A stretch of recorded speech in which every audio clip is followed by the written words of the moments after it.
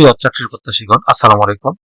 নোয়াখালী কর্পোরেশনের কার্যালয়ে আবারও একটি বিজ্ঞপ্তি প্রকাশিত হয়েছে। এখানে আপনারা নারী এবং পুরুষ উভয় প্রার্থীগণ এসএসসি ও এইচএসসি পাশে আবেদন করতে পারবেন। আবেদন শুরু কবে, শেষ কবে, কিভাবে আবেদনটি করতে হবে, আবেদন করতে কত টাকা লাগবে, কোন পদে আবেদন করতে কি কি যোগ্যতা লাগবে, আজকের ভিডিওতে আলোচনা করব।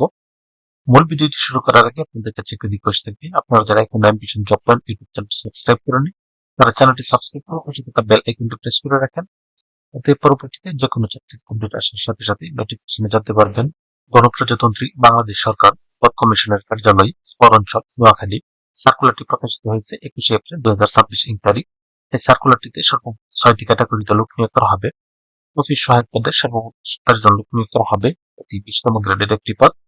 কোন স্বীকৃত বোর্ডের মাধ্যমে স্কুল সার্টিফিকেট বা সমমানের পরীক্ষা উত্তীর্ণ হতে হবে, অর্থাৎ এসএসসি থাকলে এখানে আবেদন করতে পারবেন।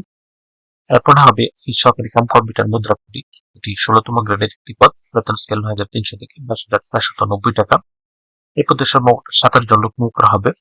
কোন স্বীকৃত বোর্ড হতে ন্যূনতম দ্বিতীয় বিভাগ সমমানের দ্বিতীয়তে সমাধান সার্টিফিকেট বা সমমানের পরীক্ষা উত্তীর্ণ হতে হবে, অর্থাৎ এইচএসসি পাস থাকতে হবে এবং কম্পিউটার মুদ্রা করে সর্বনিম্ন গতি প্রতি মিনিটে ইংরেজিতে 20 এবং বাংলায় 20 থাকতে হবে।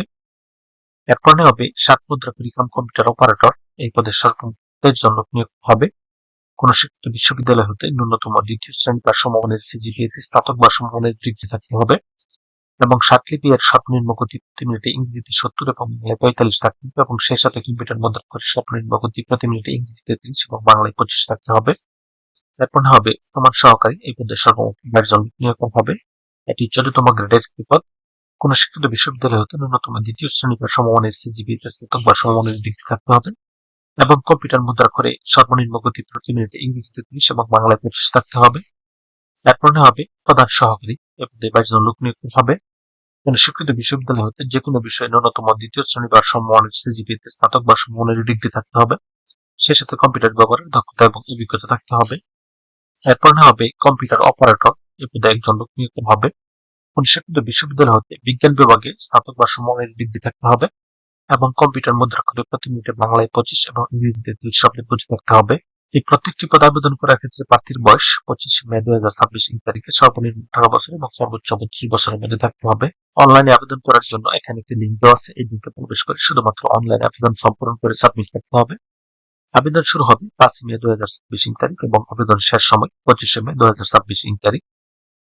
প্রত্যেকটি পদে আবেদন করার ক্ষেত্রে প্রার্থীর ছবির সাইজ 300x300 পিক্সেল এবং স্বাক্ষরের সাইজ 380 পিক্সেলের মধ্যে থাকতে হবে।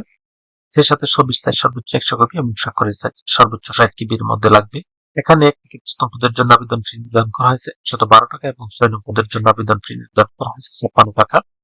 যা এখানে দেওয়া নিয়ম অনুসারে শুধুমাত্র টেলিটক-এর মাধ্যমে আবেদন ফি পরিশোধ করতে হবে। তো ভিউয়ার্স, এরকম আরো নতুন নতুন সরকারি এবং বেসরকারি চাকরির আপডেট সার্কুলার পেতে চ্যানেলটি সাবস্ক্রাইব করে পাশে থাকুন। সেই সাথে লাইক, কমেন্ট এবং শেয়ার দিয়ে রাখেন। পরবর্তীতে যে কোনো চাকরির আপডেট আসার সাথে সাথে নোটিফিকেশনে জানতে পারবেন।